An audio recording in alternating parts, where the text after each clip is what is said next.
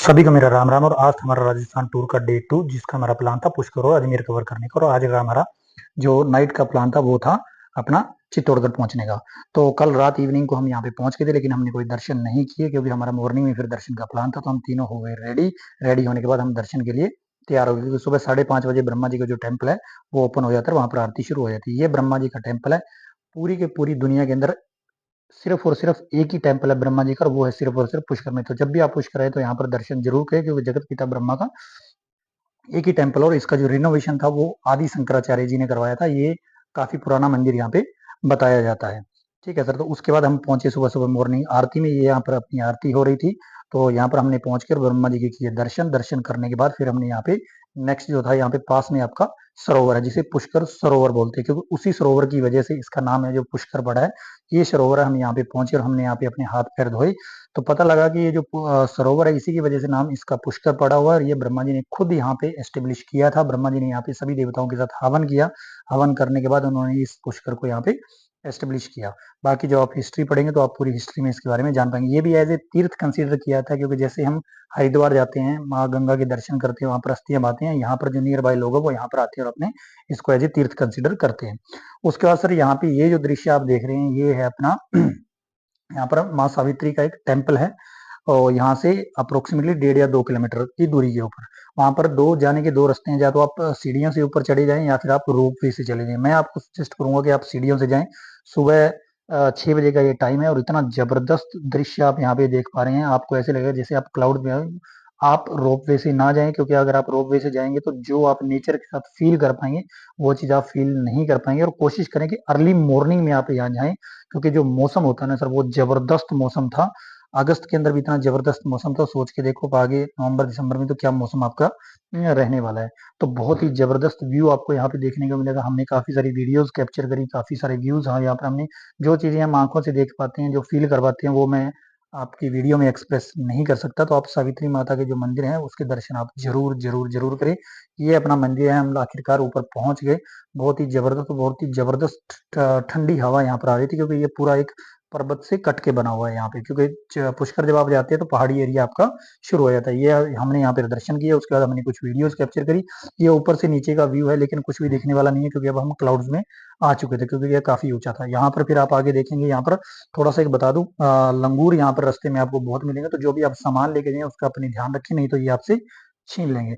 फिर हमारा आगे का प्लान यहाँ से क्या था, अजमेर जाने का था। यहाँ पर हमारा जो चीजें देखने वाली थी वो हमने कवर करी। आज 15 अगस्त का दिन था, तो हमारा वो भी टूर का पार्ट बन गया। ये महाराणा, ये जो प्रताप जी हैं उनका स्मारक बना हुआ है अजमेर के पास।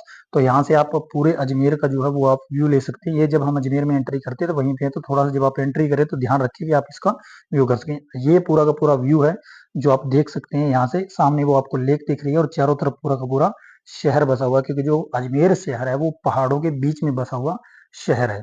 ठीक है सर। और जो इसमें जो लेक दिख रही है वो लेक भी काफी पुरानी है। वो लेक नेचुरल नहीं है, वो बनाई हुई लेक है। ठीक है। जो उस टाइम के राजा थे उन्होंने बनाई थी, और इस लेक का नाम आना सागर लेक है।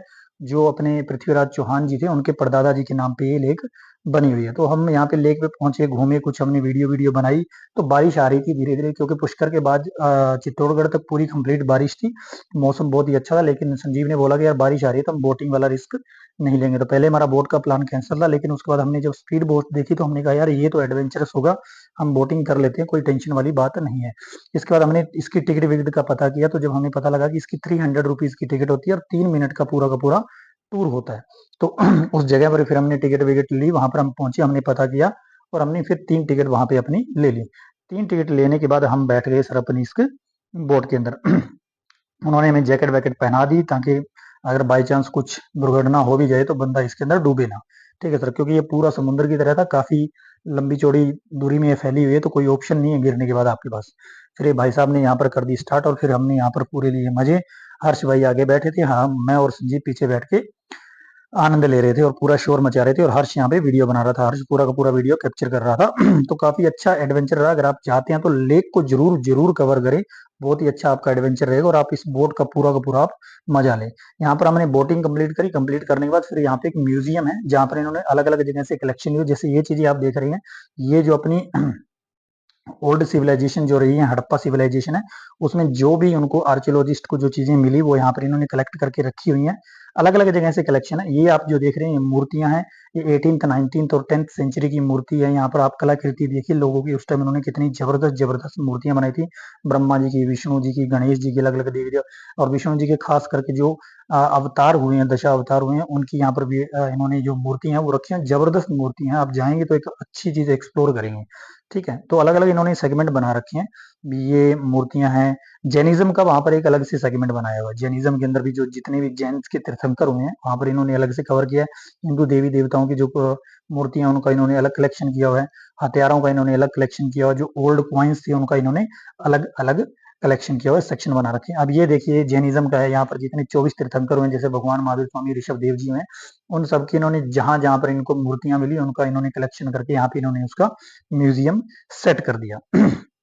तो यहाँ पर आपको अलग से जैनिज्म का सेक्शन मिलेगा, आप जरूर यहाँ पे देखें। अब आप आगे देखेंगे यहाँ पर आपको हथियारों का जो एक सेक्शन मिलेगा, जिसके अंदर जो भी पुराने युद्ध हुए थे उनके बीच में जो भी तलवारें यूज होती थी, जो भी तीर यूज होते थे, जो भी XYZ जो भी हथियार जितने थे, ठीक है, ये आप देख पा रहे हैं। तो वो सारे के सारे इन्होंने यहाँ पर कलेक्शन करके रखी हुई है, बाकायदा पूरा का पूरा डिस्क्रिप्शन इन्होंने यहाँ पे डाला हुआ है।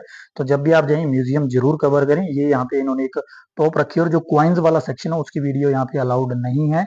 ठीक है, और इसकी जो टिकट है सर वो 46 रुपीज है, और जो डिस्काउंट है 50% डिस्काउंट है। अगर आप स्टूडेंट हो तो आपके पास अपने स्टूडेंट कार्ड होना चाहिए, वो आप देके अपना यहाँ पे आप डिस्काउंट भी ले सकते हो। तो काफी अच्छा, आप इसको जरूर कैप्चर करिए। यहाँ से फिर हम निकल पड़े सर अपना चित्तौड़गढ़, क्योंकि अब हमारा 4-5 घंटे का यहाँ पर रास्ता होने वाला था।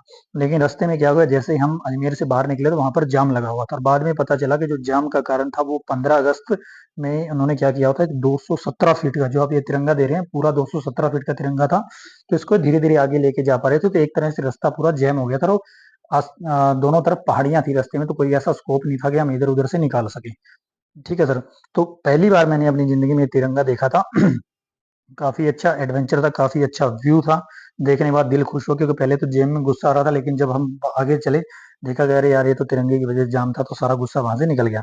आखिरकार हम पहुंच गए सर चित्तौड़गढ़। फिर हम, क्योंकि 15 अगस्त का दिन था, तो होटल वाले ने बोला कि सर आप एक बार जरूर जाके, रात का व्यू है, जबरदस्त व्यू है चित्तौड़गढ़ का। जो आप ऊपर जाते हैं तो वहां पे व्यू साइड बनी हुई है, जहां से आप पूरा चित्तौड़गढ़ दिखता है। पूरा चित्तौड़गढ़ का किला जो है वो काफी ऊंचा है सर शहर से। ठीक है, तो ये जबरदस्त व्यू था, हमने वहां पर व्यू कैप्चर किया। जब भी आप जाएं तो नाइट व्यू जरूर देखें, आपका अच्छा experience. And thank you very much for watching my video.